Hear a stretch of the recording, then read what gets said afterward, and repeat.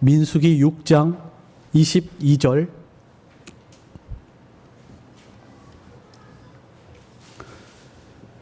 민수기 6장 22절부터 27절까지 제가 봉독하겠습니다.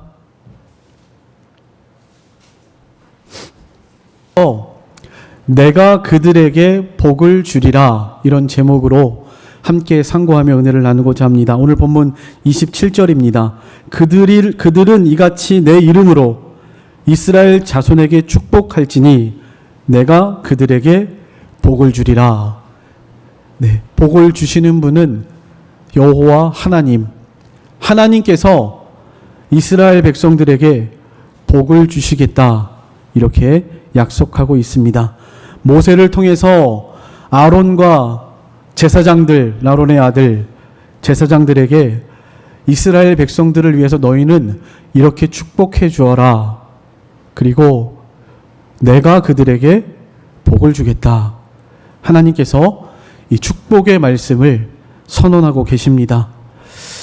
이스라엘 백성들이 무슨 축복을 받을 만한 자격이 있어서 하나님께서 이렇게 축복하시는 것이 아니고요. 오늘 이렇게 하나님께서 이스라엘 백성들에게 복을 주시겠다고 선언하신 이 시점에 이스라엘 백성들의 신앙의 상태, 그리고 지금까지 살아온 이런 배경을 살펴보면 전혀 무슨 복을 받을 만한 자격이 없다는 것을 우리는 분명히 깨달을 수 있을 것입니다. 그러함에도 불구하고 하나님께서 내가 그들에게 복을 줄 것이다, 이렇게 말씀하고 계십니다. 이 말씀이 오늘 저와 여러분에게 하나님께서 주시는 말씀이라는 것을 깨달으시고, 좀 하나님의 말씀에 복 주시는 하나님, 나에게 복을 주시는, 우리들에게 복을 주시는 살아계신 하나님께 감사함으로 나아갈 수 있는 저희들의 신앙생활 되시기를 간절히 소망합니다. 오늘 민수기 여기 6장, 민수기가 기록된 이 시점이 어느 시점인가? 이스라엘 백성들이 430년 동안 애굽에서 종살이를 하면서 거기서 괴로움과 고통을 당했습니다.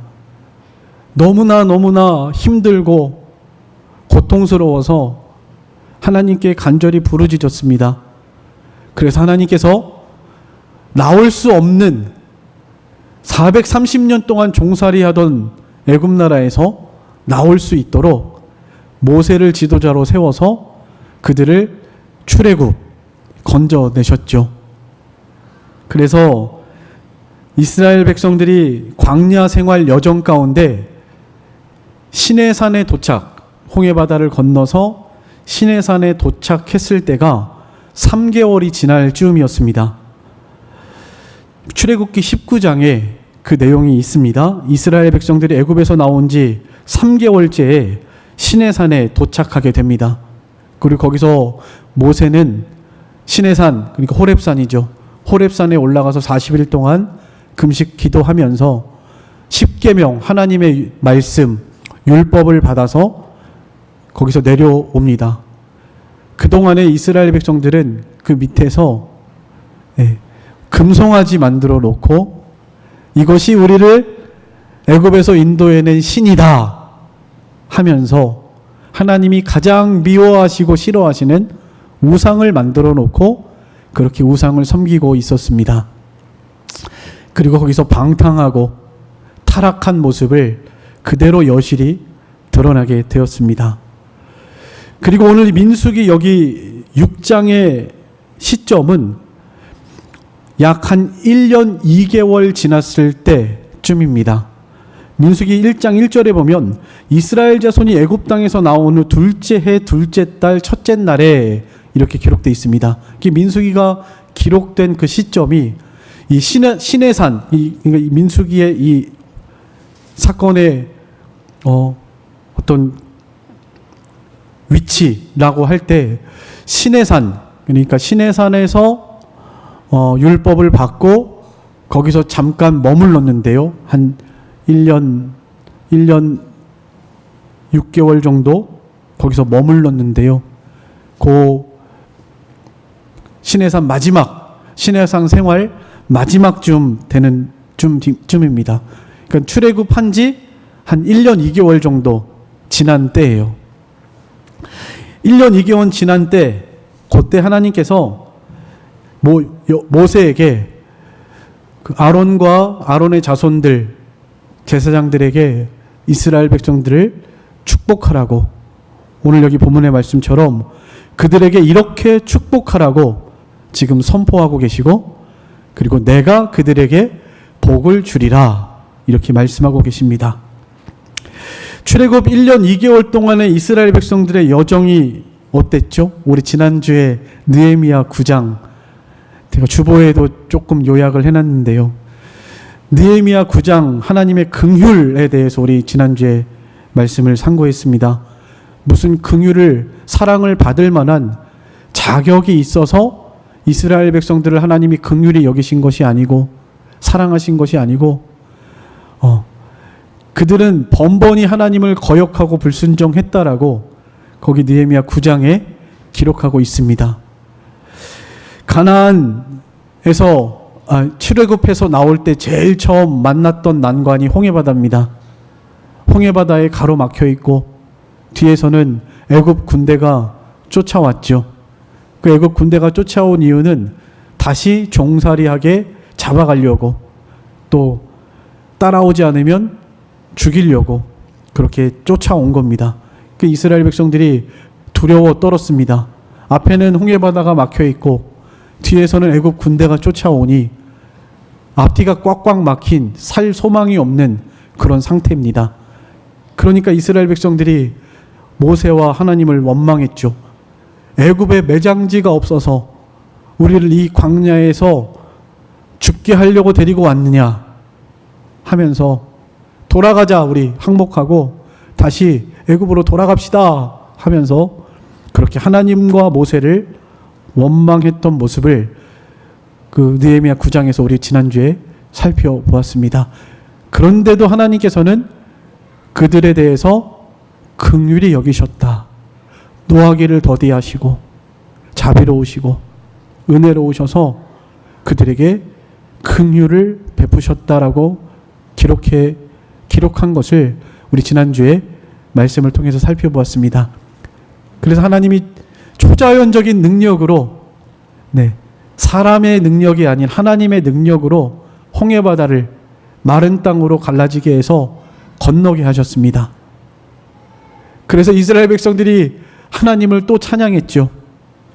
은혜 받을 때, 하나님이 은혜 주실 때 그저 기뻐하고 즐거워하면서 찬송했습니다.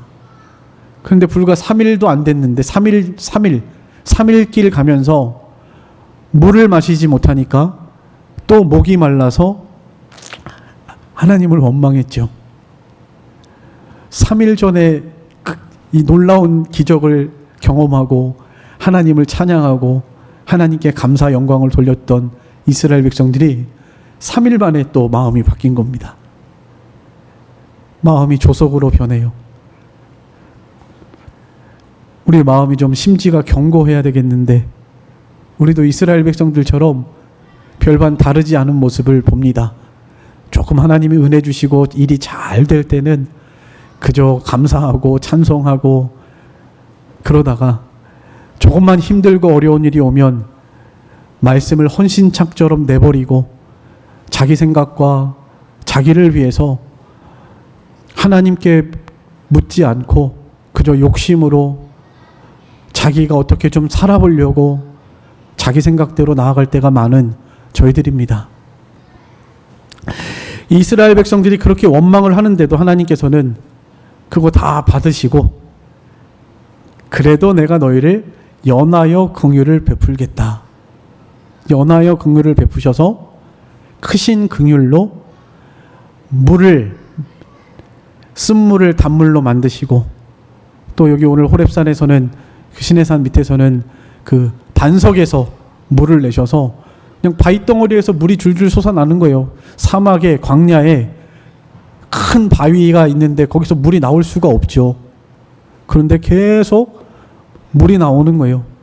그래서 이스라엘 백성들이 그 반석에서 나는 물을 마시면서 목마르지 않도록, 또 얼마 가다가 이제 배고파가지고 이스라엘 백성들이 또 원망했죠.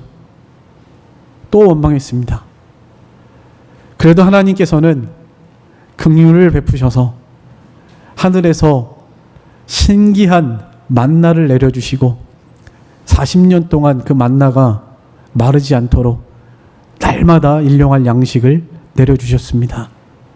고기가 먹고 싶다고 하니까 메추라기를 불러다가 코에서 냄새가 나도록 질리도록 먹게 하셨습니다.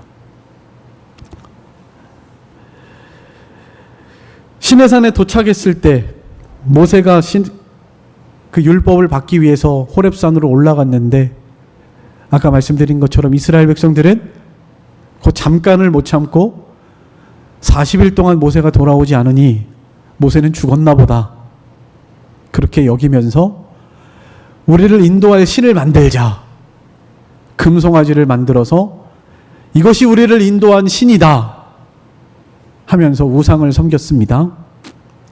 그때 하나님께서 한번 모세를 시험하셨습니다. 그럴 때 있거든요. 하나님께서 어떤 이제 교회를, 성도들을 위해서, 교회를 위해서 기도할 때 하나님께서 이렇게 자꾸 감동하시고 이렇게 했으면 좋겠고, 그래서 권면하고 이렇게 하자고 그렇게 기도하면서 권면하는데 잘 안 듣습니다. 교훈의 교훈을, 경계의 경계를 이스라엘 백성들이 선지자를 부지런히 보내서 말했는데도 마치 귀를 막고 눈을 감은 것처럼, 듣지 않았던 것처럼 잘 듣지 않습니다. 그럴 때 무슨 마음이 들어오겠죠? 에휴, 마음대로 해라. 가다가 구렁텅이에 빠지든지 하나님의 징계를 받든지 당신 마음대로 하십시오. 이런 마음이 혹 들어올 때가 있습니다. 하나님께서 모세를 시험하신 거예요. 야, 너 이렇게 말 안 듣고 맨날 거역하고 맨날 마음 아프게 하고 상처 주는 이 이스라엘 백성들 좀 다 쓸어버릴까? 다 없애고 너의 후손을 통해서 다시 시작하자. 이렇게 하나님이 말씀하셨죠, 모세에게. 그때 모세가 아이고 좋습니다. 오케이. 하나님, 저도 속상한데 잘 됐습니다. 다 쓸어버리시고 새롭게 시작하십시다. 이렇게 하지 않고요.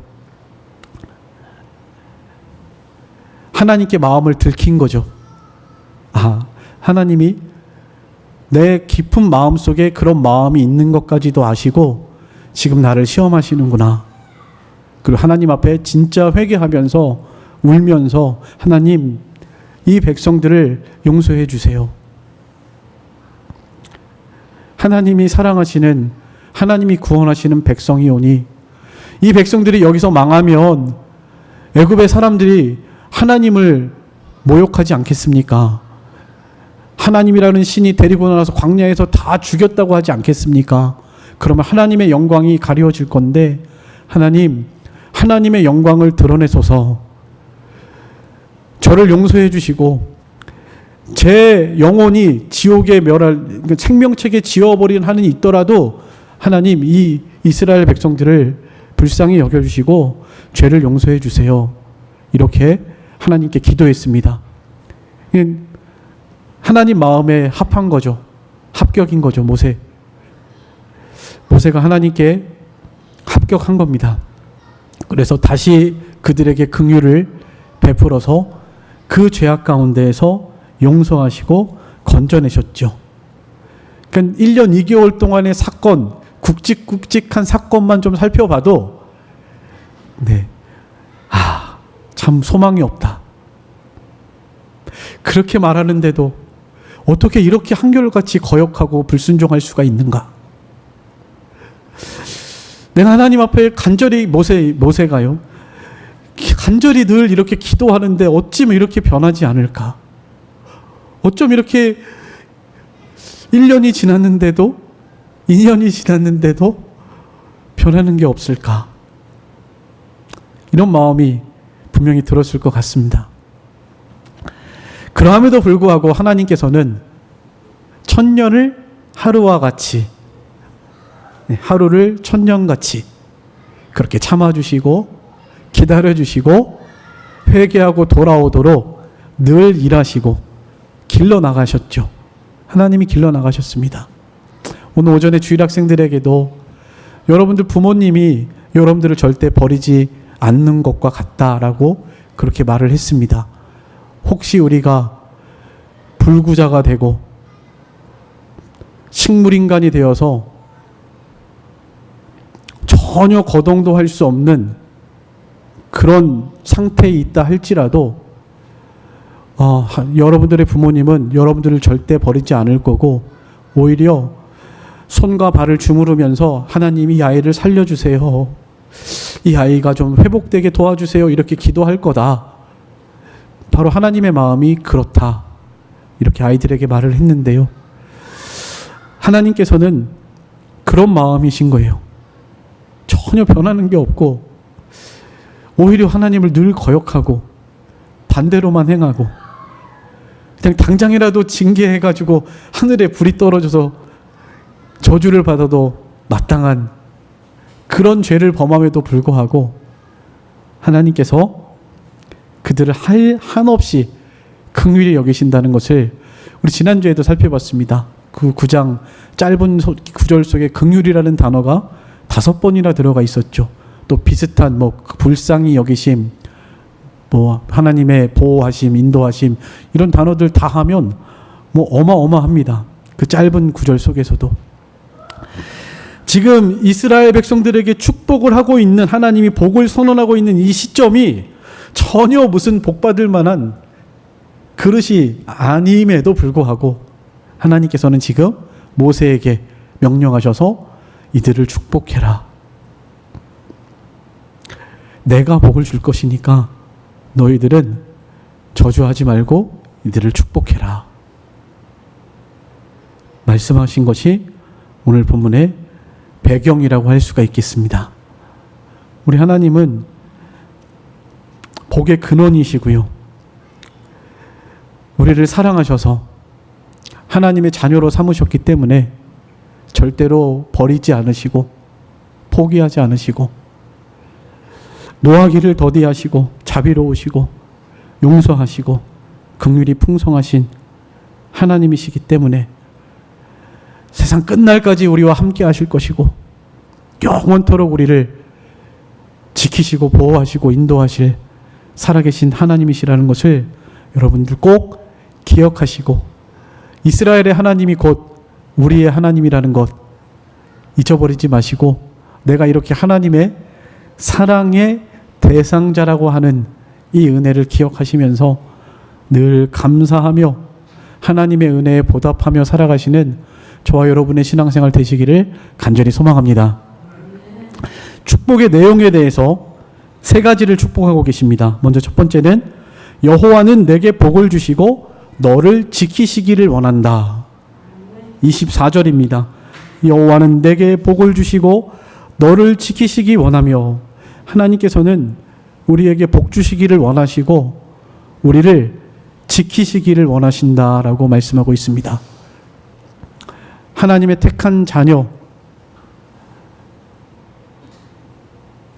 하나님께서 사랑하시는 하나님의 자녀들을 끝까지 버리지 않으시고 우리를 지켜주시고 보호하기를 원하신다라고 말씀하고 있습니다. 간절히 원하고 계세요. 마치 부모가 자녀들이 잘 되기를 바라시는 것처럼요.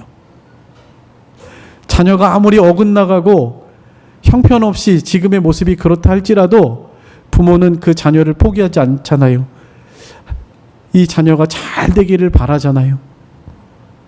마치 하나님께서 그와 같이 그냥 우리가 잘 되기를 원하십니다. 복 받기를 원하시고 우리를 지키시고 보호하시기를 원하시는 하나님이십니다. 출애굽 사건을 통해서도 우리가 보셨지만 인간 지각에 뛰어나신 능력으로 때로는 우리에게 홍해바다를 갈라지게 해서 인도하시는 일들을 우리의 삶 속에서 경험하게 되실 수 있을 줄로 믿습니다. 아마 이미 삶 속에서 지금까지 지내온 것을 돌아보면, 야, 내가 어떻게 이때 이렇게 살았을까? 라고 생각이 되는 때가 여러분들 분명히 있으실 거예요. 특히 신앙생활이 오래되신 분들이라면, 야, 이때 정말 하나님의 은혜가 아니면 내가 정말 살 수 없었는데, 그때 하나님이 나를 살려주셔서 내가 지금 이렇게 살아있다 라고 생각이 되는 때가 아마 여러분들 삶 속에 분명히 있을 거라 생각이 됩니다. 또 앞으로도 하나님께서 우리와 함께 하시고 지켜주시고 보호하시는 일들이 끊임없이 살아계신 하나님이시니까 과거와 현재와 미래의 모든 일에 우리를 인도하시고 보호하실, 끝까지 책임지실 아버지 하나님이시라는 것을 꼭 기억하셨으면 좋겠습니다. 여러분들이 믿음을 잘 못 지킬 때도 당연히 하나님의 징계와 진노를 받아야 마땅한 그런 때에도 하나님께서 사랑하셔서 살려주시는 그런 때 나중에 생각해 보면, 아, 이때 왜 하나님이 이렇게 나를 이렇게까지 사랑하셨을까라고 생각이 되는 일들이, 이해할 수 없는 일들이 우리의 삶 속에 종종 있습니다. 하나님께서는요, 만물을 말씀으로 창조하신 분이시고, 말씀 한마디면 모든 것이 그 말씀의 능력으로 이루어진다라는 것을 여러분들 꼭 기억하셨으면 좋겠습니다.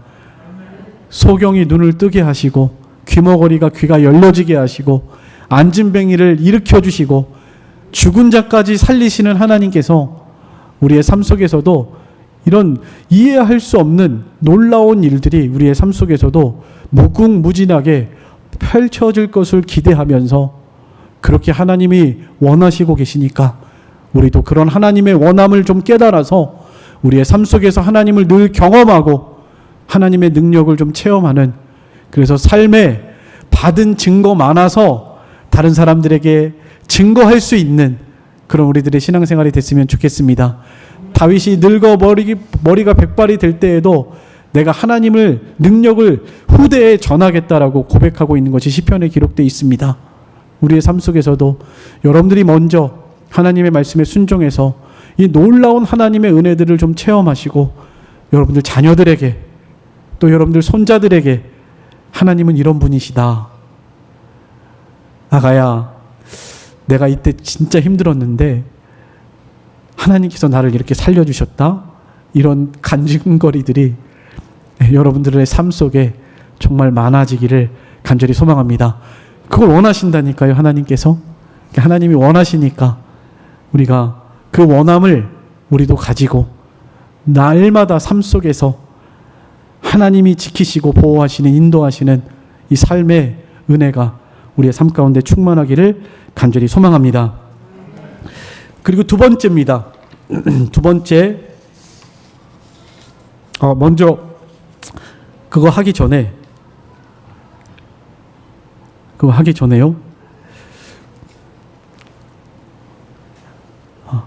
지금도 살아계신 하나님께서 우리와 함께 하시고 세상 끝날까지 지켜주시겠다고 하시는 말씀 한 구절 한번 찾아보겠습니다.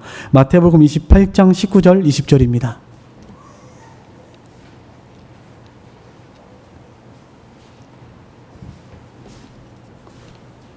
마태복음 28장 19절 20절 같이 읽겠습니다. 시작. 그러므로 너희는 가서 모든 민족을 제자로 삼아 아버지와 아들과 성령의 이름으로 세례를 베풀고 내가 너희에게 분부한 모든 것을 가르쳐 지키게 하라. 볼지어다 내가 세상 끝날까지 너희와 항상 함께 있으리라 하시니라. 오늘 오전에 주일학생들 중에 하나가 말씀 끝났는데 그런 질문 하더라고요. 목사님, 우리는 이렇게 복받고 살고 있는데 하나님이 교회를 세우시고 하나님의 말씀을 듣고 예배하고 하나님 은혜 안에서 살고 있는데요. 그런데 교회가 없고 그런 나라도 있어요? 이렇게 물어보더라고요. 그런 나라도 있다. 그리고 그 아이 어머니가 이북에서 넘어오신 분인데 아버지 어머니가 다 당장 너희 아버지 어머니 고향도 지금 교회 없다. 그래서 너희들 그들을 위해서 기도해야 한다. 우리만 이 복을 누려서는 안 된다. 북한에 교회가 세워질 수 있도록 그 나쁜 공산 정권이 좀 무너지고 자유롭게 신앙생활 할 수 있는 그런 날이 오도록 기도해야 한다. 이렇게 말씀을 드렸는데요. 이 우리 사명입니다. 우리 사명. 우리가 모든 민족을 제자로 삼아 아버지와 아들과 성령의 이름으로 세례를 주고 내가 너에게 분부한 모든 것을 가르쳐 지키게 하라. 네. 그래서 우리는 이 복음을 들고 복음을 전파할 사명이 우리들에게 있다라는 것을 꼭 기억하셨으면 좋겠습니다. 이 복음을 전하는 발이 하나님께서 절대로 혼자 두지 않으시고 세상 끝날까지 함께 해주시겠다고 약속하셨고요. 또 교회를 절대로 원수가 이길 수 없도록 보호해 주시겠다고 약속하셨습니다.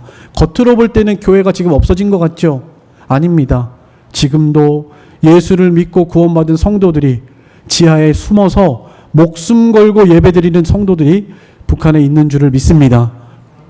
여러분, 교회는 절대로 원수가 해할 수 없습니다. 주님이 그렇게 약속해 주셨죠. 마태복음 16장 18절입니다. 또 내가 내게 이르노니 너는 베드로라. 내가 이 반석 위에 내 교회를 세우리니 음부의 권세가 이기지 못하리라. 교회는 주님의 교회입니다. 사람이 세운 것 같아도 사람이 세운 거 아닙니다. 목사가 건물을 사서 그 건물을 지어서 예배 드리고 있어도 그 교회는 목사 교회가 아닙니다. 주님의 교회고, 그리고 보이는 이 형체가 교회가 아니고 여러분들 한 사람 한 사람이 교회죠. 교회라는 원뜻 자체가 부르심을 입은 자입니다. 여러분들 한 사람 한 사람을 하나님께서 부르셨기 때문에 여러분들이 교회입니다. 그냥 통상적으로 교회가 모여서 예배하니까 우리가 이것을 교회라고 하는 겁니다. 엄밀히 따지면 여기는 그냥 예배당이죠. 예배당. 교회는 여러분들입니다. 여러분들을 절대로 하나님이 버리지 않으시고 세상 끝날까지 지켜주실 것을 믿습니다. 원수를 두려워하지 마세요. 우리 특별 새벽 기도하면서 우리 한 가정 위해서 특별히 좀 기도 많이 했는데, 하나님께서 그 모든 원수를 좀 다 막아주시고 예수의 이름으로 좀 마귀가 떠나가게 하시고 그 영혼이 하나님의 은혜 가운데에서 이렇게 좀 거듭나고 하나님의 사람으로 새 생명을 가지고 살아가는 이런 놀라운 은총이 그 가정 가운데 있기를 간절히 소망합니다. 주님이 그렇게 하실 거예요. 인간이 능력이 있어서 원수가 항복하는 것이 아니라 내 안에 계시고 나와 함께 하시는 예수님께서 능력이 많으시기 때문에 그렇게 하실 것입니다. 오늘 여기 복의 주체도 아론이 모세가 축복하는 거 아닙니다. 모세가 복을 빌어준다고 해서 복이 그대로 임하고 그런 거 아니에요. 하나님이 복을 주셔야 복이 임하는 것입니다. 복의 주체는 하나님이세요. 그렇기 때문에 우리가 하나님의 말씀을 그대로 대언하는 것이 중요합니다.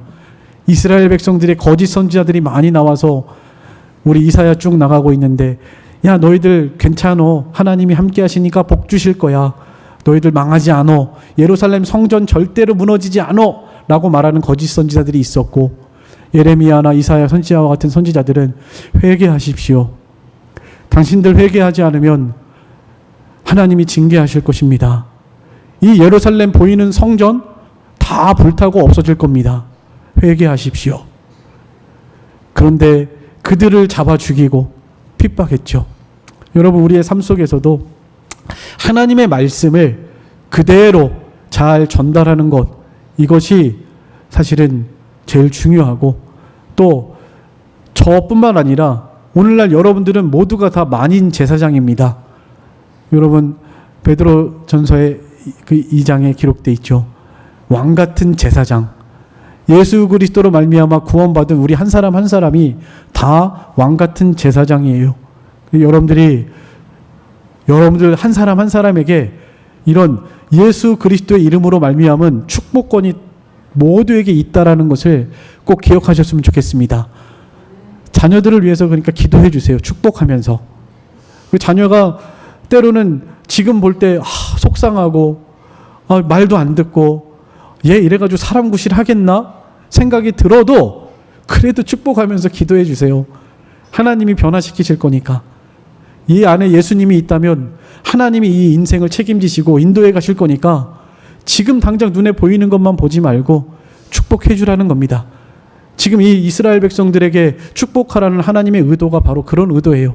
지금 눈앞에 있는 것만 보면 무슨 복을 받을 만한 자격이 있어요.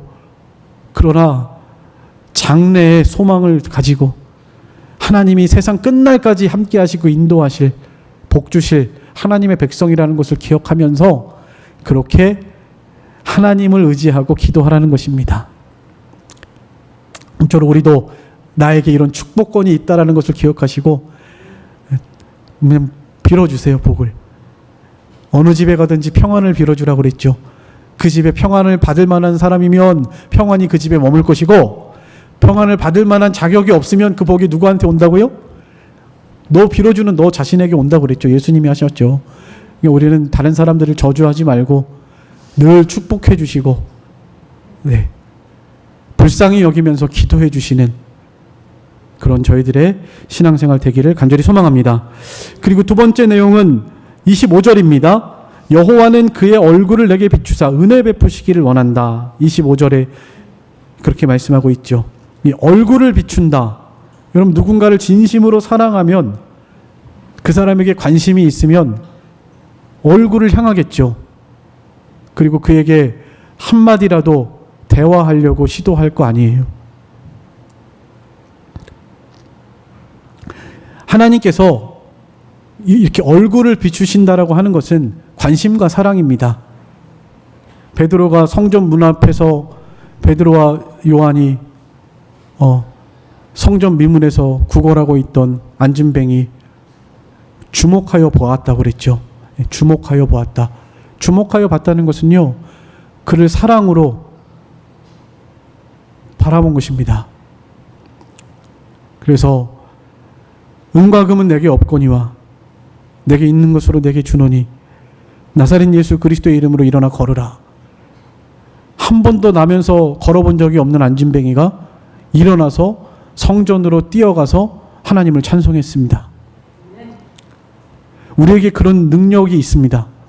그런 능력을 우리에게 주셨어요. 여러분들이 복음을 전하면 지옥에 갈, 영원히 멸망당할 영혼이 그 복음을 듣고 살아납니다. 그래서 하나님의 나라로 옮겨집니다. 안 될 것 같아도 내가 하는 게 아니라 하나님이 그렇게 하십니다. 그래서 우리는 하나님의 말씀을 의지해서 늘 기도하고 복음을 전해야 해요. 내 생각에는 안 믿을 것 같은 사람 있죠. 그건 인간의 생각이고요. 그를 위해서 진심으로 기도하면서 소망을 가지고 계속해서 복음을 전하고, 그리고 선을 행해야 합니다. 이 얼굴을 비춘다. 관심과 사랑. 그리고 사랑은 말과 혀로만 하는 것이 아니라 행함과 진실함으로 하는 것입니다. 말 한마디라도 따뜻하게, 또 선한 말, 서로 상처 주지 말고요. 말 한마디라도, 당장에는 답답해 보여서 막 욕이 나가고 싶은데도 자기 마음을 좀 돌아보고 회개하면서 긍휼의 마음을 가지고 축복의 말을 하고, 또 책망을 할 때도요. 책망을 받아보셨으면 아마 아시겠지만, 저 사람이 나를 책망하는 것이 진짜 사랑으로 하는 책망이다 라고 금방 느껴집니다. 근데 만약에 사랑 없이 책망을 하면요, 그게 벌써 마음에 상처가 되고 독이 됩니다. 여러분, 우리 말이 얼마나 중요한지 몰라요. 그래서 누군가를 여러분들 책망할 때도 미운 마음으로, 답답하고 멸시하는 마음으로, 비판적인 마음으로 책망을 한다면 그건 절대로 그 사람을 살릴 수 없습니다. 오히려 독이 되고요, 상처 줄 뿐입니다. 책망을 하실 때도 사랑의 마음으로 책망을 하면 그것이 약이 되고, 예, 약이 쓰지만 낫게 합니다. 예, 말 한마디라도 이렇게 좀 하나님의 마음으로 하나님이 얼굴을 향하시는 것처럼 그렇게 은혜롭게 그렇게 말할 수 있는 여러분들이 되셨으면 좋겠습니다. 자녀라고 그래서 내 물건인 것처럼 함부로 말하고 함부로 상처 주고 그래서는 절대로 안 됩니다. 항상 주님의 마음을 가지고 이렇게 사랑으로 얼굴을 향할 수 있는, 은혜 베풀 수 있는 우리들이 됐으면 좋겠습니다. 하나님은 우리를 향해서 그렇게 얼굴을 향하고 계시고요. 그 은혜는 멈추지 않습니다. 잠깐 얼굴을 돌리신 것처럼 보일 때가 있습니다. 그러나 그때에도 하나님께서는 마음을 다해서 우리에게 향해 계시고, 그것도 하나의 연단의 과정에 들어가는 것이죠. 마치 관심 없는 것처럼 그렇게 대하실 때도 종종 있습니다. 그러나 그때도 하나님의 본심이 아니라는 것을 여러분 꼭 기억하셨으면 좋겠습니다. 너희를 향한 나의 생각은 내가 아나니 재앙이 아니라 곧 평안이요 장래 소망을 주려 하는 것이다. 모든 일을 합력하여 선을 이루시는 하나님이십니다. 아무쪼록 이 하나님의 은혜는 멈추지 않는다는 것 여러분들 꼭 기억하시고, 여러분들도 그런 하나님의 빛을 비춰주시는 빛과 소금의 역할을 잘 감당하시는 우리의 삶이 되시기를 간절히 소망합니다. 마태복음 5장 16절입니다. 너희 빛이 사람 앞에 비치게 하여 그들로 너희 착한 행실을 보고 하늘에 계신 너희 아버지께 영광을 돌리게 하라. 우리는 빛의 자녀들입니다. 빛을 비춰서 우리의 착한 행실을 통해서 하나님께 영광이 되도록 빛을 증거하는 그런 삶을 살아가시는 저와 여러분이 되시기를 간절히 소망합니다. 또 그 얼굴을 향해서 우리에게 평강 주시기를 원합니다. 이 평강, 하나님은 평강의 하나님이십니다. 우리에게 참된 평강과 안식을 주기를 기뻐하세요. 그 하나님의 진정한 안식과 평강은 눈에 보이는 것에 있지 않습니다. 우리 마음에 있고, 우리 마음에 하나님의 나라가 이미 임했고, 하나님의 나라 안에 거하면 언제나 우리는 하나님이 주시는 평강 안에서 살아갈 수 있습니다. 환경이나 사람 때문이 아니라 하나님의 은혜로 하나님이 주시는 평강이 환경과 사람을 초월해서 참된 안식과 자유를 우리에게 허락하십니다. 초막이나 궁궐이나 내 주 예수 모신 곳이 그 어디나 하늘나라가 이루어지고요. 주 안에 있는 나에게 딴 근심 없고 하나님의 평강이 우리 안에 충만하게 될 줄 믿습니다. 여러분, 하나님은 이 평강을 우리에게 주시기를 원하세요. 세상에서 상처받고 고통받고 살아가죠. 왜냐하면 이 세상은 원수 마귀가 역사하고 있는 우는 사자와 같이 돌아다니는 그런 곳이기 때문에요. 그러나 거기서도 하나님의 나라에 들어와라. 그 안에서 살아라. 우리를 기다리고 계십니다. 원하고 계세요. 하나님이 주시는 그 평강을 받고 마음의 진짜 기쁨과 행복한 은혜가 넘치기를 소망합니다. 전 여러분들이 정말 행복하게 사셨으면 좋겠습니다. 환경이나 사람 때문에 요동하고 상처받고 속상해하고 그렇게 살지 않으셨으면 좋겠어요. 그런 능력을 이미 우리에게 주셨고 우리 안에 그 나라가 있습니다. 이 세상의 유일한 위로는 바로 하나님의 나라입니다. 우리가 하나님의 것이라는 것, 그 나라가 우리에게 있다는 것, 그 장차 예수님이 이 땅에 재림하실 때 그 완성된 하나님의 나라를 가지고 오실 것이라는 것. 사람이 가장 불행할 때가 죽음으로 인한 이별입니다. 특별히 부모가 자녀를 먼저 앞세울 때 그게 인간이 당할 고통 중에서 가장 큰 고통이라고 그렇게 알고 있습니다.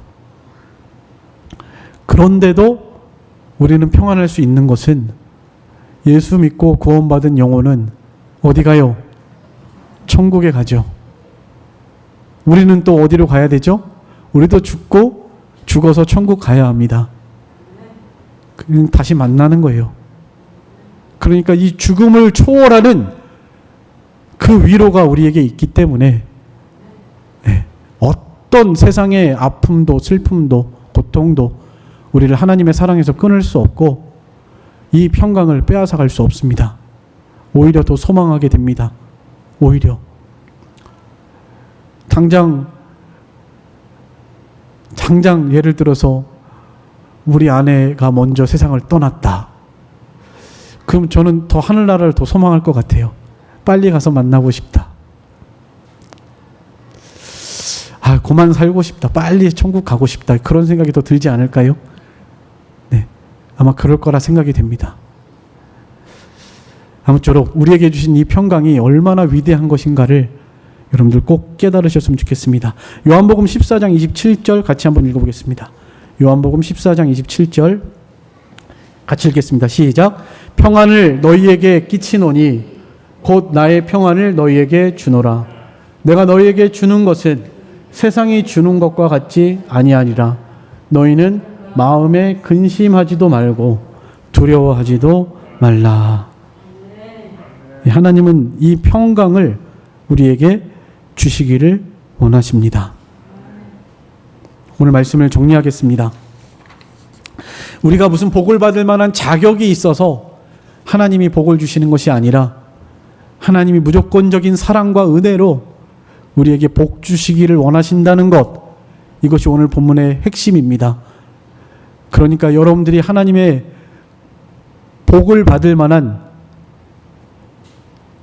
자격이나 그릇이 되지 않더라도 하나님께서는 그저 그냥 여러분들을 사랑하셔서, 저와 여러분을 사랑하셔서 복 주시기를 원하신다는 것을 꼭 기억하셨으면 좋겠습니다. 그래서 그 하나님이 주시는 은혜와 복을 감사하면서 나 같은 죄인, 자격이 없고 형편없는 이런 죄인인데도 하나님이 이렇게 사랑하시니 그 은혜가 얼마나 감사한가 좀 깨달아서 그 하나님의 사랑과 긍휼하심을 정말로 깨달은 자로서 감사함이 넘치는 우리가 됐으면 좋겠고요. 그리고 우리들도 다른 사람에 대해서 좀 사랑과 긍휼의 마음을 가지고 그들을 위해서 축복해 줄 수 있는 우리들의 신앙생활 됐으면 좋겠습니다. 미워하는 자에게 어떻게 하라고 그랬죠? 선대하라고 그랬죠. 너를 저주하는 자에게 어떻게 하라고 그랬죠? 축복해 주라고 그랬죠. 우리를 미워하는 자에게 선대해 주고 저주하는 자에게 축복해 주고 또 기도해 주라, 원수를 사랑하라 말씀하셨습니다. 아무쪼록 하나님의 이 크신 사랑과 은혜를 깨달은 자들로서 우리의 삶 속에서 그 사랑과 은혜를 좀 나눠주시고 비춰주시는 우리의 신앙생활 되셔서 우리를 통해서 많은 사람들이 주께로 돌아오는 이런 은혜의 하나님의 영광이 돌아가는 이런 역사가 있기를 간절히 소망합니다.